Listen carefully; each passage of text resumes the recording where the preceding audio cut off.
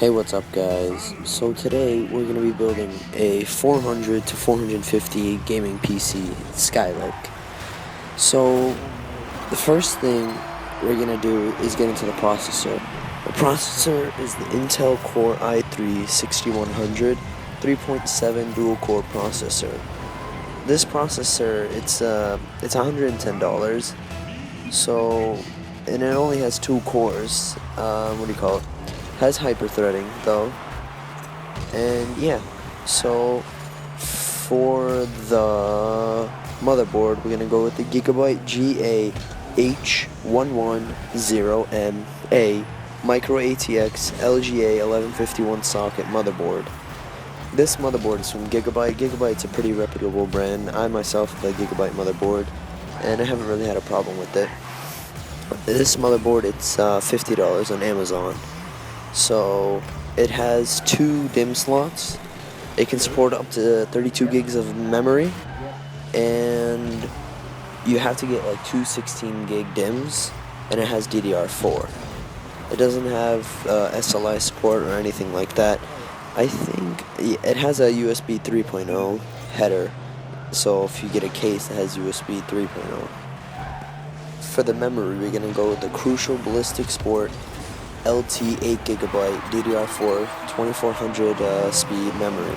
This is a 8GB 1 DIMM. It's $30 on Amazon, and it's 8 gigs. So that's like the minimum you should have while gaming.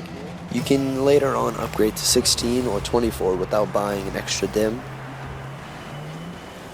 So yeah, for the storage, we went with a Western Digital Caviar Blue 1TB, 3.5-inch, 750 RPM hard drive. 1TB is kind of like the ideal storage that everybody will go for. Most people, they'll have a SSD for their OS as a boot drive, and they would use, a hard drive for mass storage. This build, if you can't afford an SSD, I would highly recommend it. But if you don't have the money, you can always upgrade later. For the graphics card, I went with the Zotac GeForce GTX 950 2GB video card. This video card is $140. If you don't have the money to buy this, then get the 750 Ti, which is $90.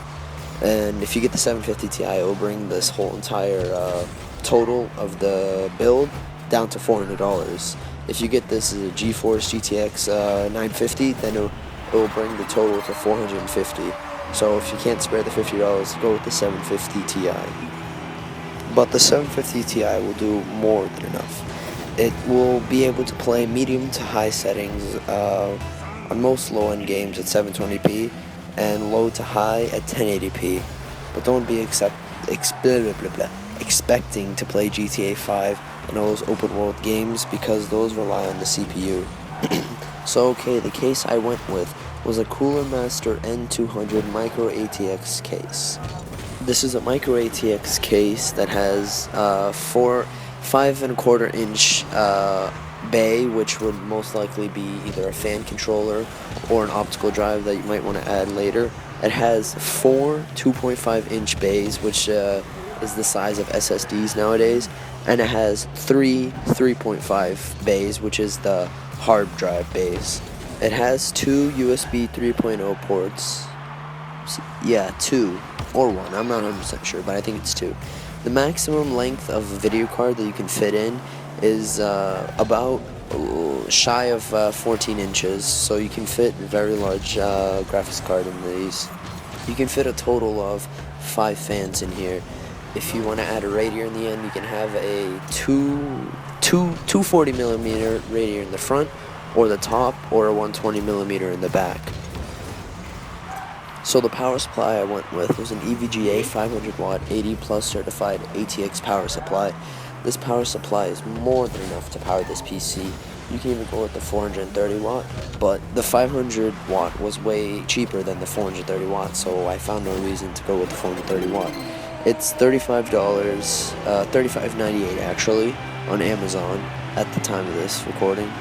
And yeah, it's kind of in a sense, it's kind of like future-proofing. So if you want a better graphics card later on, or get a better CPU that requires more power, or yeah, that's all I can think of.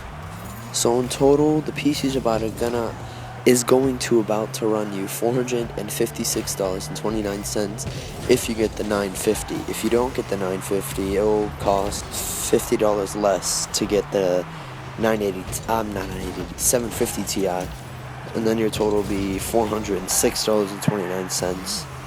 So yeah, I will put a PC part picker link in the description. I hope you guys enjoyed, and have a nice day.